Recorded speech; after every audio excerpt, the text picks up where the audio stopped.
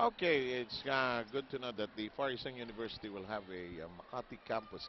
And look at Jing Boxes. We welcome you to second set action. We'll get to the numbers in a short while, and something will jump out in front of you as Caballero. This lady has been the spark plug for UST here today. And she has handled the pressure extremely well. Remember, she's taking the place of Jelly Tabaquero and Maru Banatikla, Yeah. but so far, she's played steadily, very composed and very confident, this young lady is. Just give somebody a break, and this is a great time for her to shine. Belen goes to Roses, whose block. It is 2-0. Ronnie, what was the most outstanding stat that jumped out at you in that first set? Well, we have to emphasize the errors. San Sebastian had 7 errors in that first set.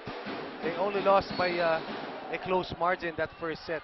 And let's see how well they are able to regroup, especially in receiving and in dishing out their serves na kung saan sila yung nagkaroon ng 5 beses the service errors at yun ay nakasakit sa kanilang aspirations to return from that deficit in the first set. You know, in a volleyball game, you know that's going to happen, but 7, that's too much, That's no? too much.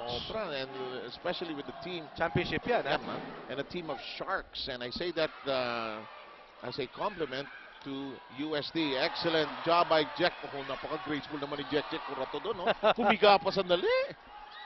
Sabi mo kasi shark eh. Oo. Ay, malakas. Isa Maiso was led this team in terms of scoring, committing a rare mistake. Inano niya yung kamay niya sa sarili. Akala niya makakatago siya. Ang laki-laki. Alam mo, itong UST ang only team in the semifinals all the way here na mayroong all-Filipino crew. Oh, yes. They're loaded enough. They opted not to have an import, and Bruce ended up swimming for that one. And Uste is in front 3-2.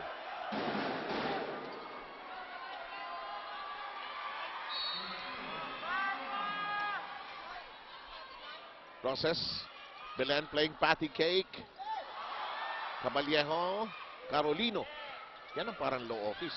Caballejo, Carolino, Imakulangan. Maiso. Maiso. Yan. Yung kanina, accounting firm. Oo, nasira sa huli. Caballejo, Belen. Ay! Oh! Masyadong kaswal. Rejected by Michael Ortiz. Two lady block of UST. Very successful once again. Ang mighty strong, mighty fast, mighty bond block. Masyadong casual eh. Hindi ferocious yung attack niya. Dalawa yung kanyang hinarap. Wala na siyang paglilisan ng bola. And San Sebastian gets this point.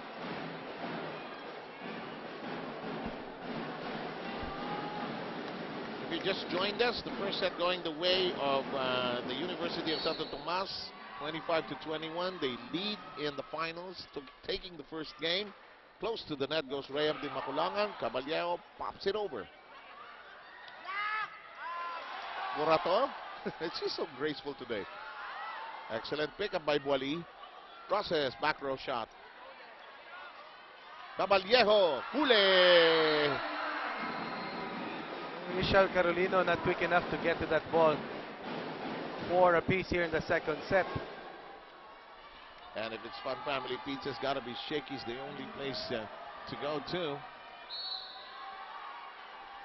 We're tied up at 4 in a really roaring game. Oh boy.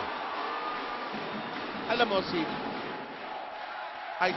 Maiso, pagka ininit siya, ginalit siya, dadaanin niya sa game, pupukpukin ka niya.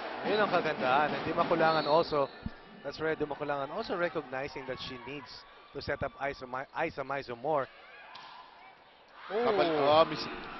Caballejo took her eye off the ball. She wanted to send the ball quickly to the center and mishandled it.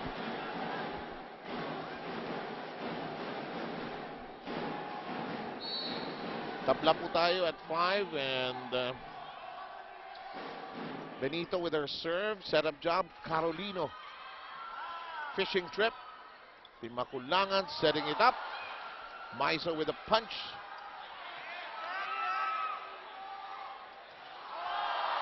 It's playable. It's playable. They just couldn't turn around in time. Well, the effort by Pepito was there, but you have to transition quicker than what San Sebastian showed. That's Maizo once again attracting two blockers. Where's the help on that second ball for San Sebastian? Parang lahat nag-hesitate, mukhang iyo, akala. Communication talaga, very essential.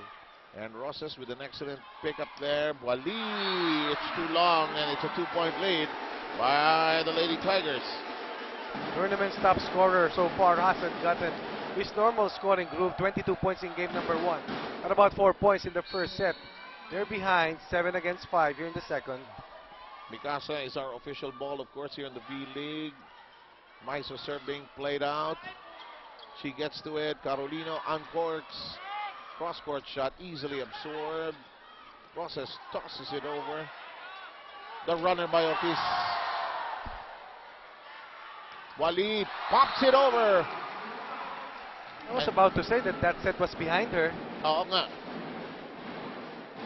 And Wali looked heavenward, and she was so delighted that finally she nailed something. And don't forget, we're all very spiffy and neat because of Axel, the official outfitter of the Shakey's V-League. Curato. Carolino and Wali have had this pouncing battle going on. Roses handled it well, but that's out of reach. We slide into our first technical timeout. It is